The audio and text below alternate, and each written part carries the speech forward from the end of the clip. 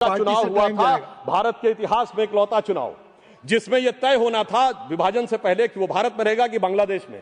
Voting होनी थी और उस समय जोगेंद्रनाथ मंडल वहां के नेता थे और उनकी जाति के लोग वहां अधिक थे। उन्होंने मुस्लिम लीग से समझौता कर लिया, वहां चले गए और उसके बाद कोई जाके अक्टूबर 1950 में उनका वो पढ़ ले तो साफ समझ में आ जाता है कि जो कट्टरपंथी राजनीति के साथ रहकर बढ़ने का प्रयास करते हैं उनके साथ क्या होता है। और अंत में सभापति महोदय, मैं सिर्फ यह कहना चाहूंगा कि आप सब लोग इस विषय पे साथ आइए, वर्तमान के चक्कर में भविष्य को मत बिगाड़िए।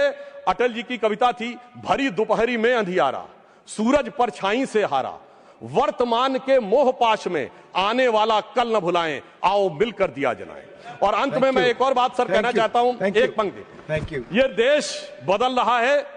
स्वामी विवेकानंद ने कहा था कि उनके शरीर छोड़ने के 1 शताब्दी बाद ये देश उभरेगा।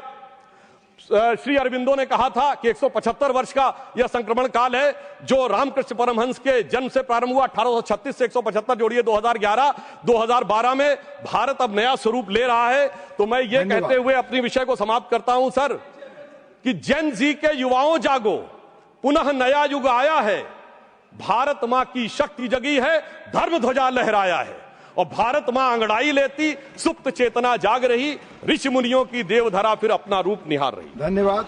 सुश्री दोला सेन, क्या दोला जी 1 मिनट, क्या राजीव जी क्या जी की स्पीच में एक थोड़ा सा स्पष्टीकरण आपके माध्यम से मैं चाहता हूं। इन्होंने कहा कि जो 74 का परमाणु विस्फोट, हालांकि चर्चा चुनाव पे थी लेकिन उन्होंने फिर भी कहा कि 74 का परमाणु विस्फोट कहा गया था कि शांतिपूर्व उससे किया गया प्रयासों के लिए। धन्यवाद। क्या जो नहीं जो अटल जी के जब 98 में हुआ था वो क्या कहते, उसमें क्या नहीं कहा गया? धन्यवाद।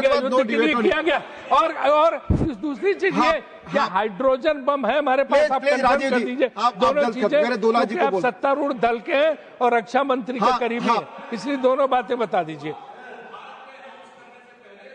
दोनों ने अनाउंस कर दिया, भारत सरकार ने कहा शांति। धन्यवाद सर। 98 में 11 और 13 मई को हुआ, हमने 3। दोला जी आप बोले, अब दोनों को अलाउ कर आप बोले।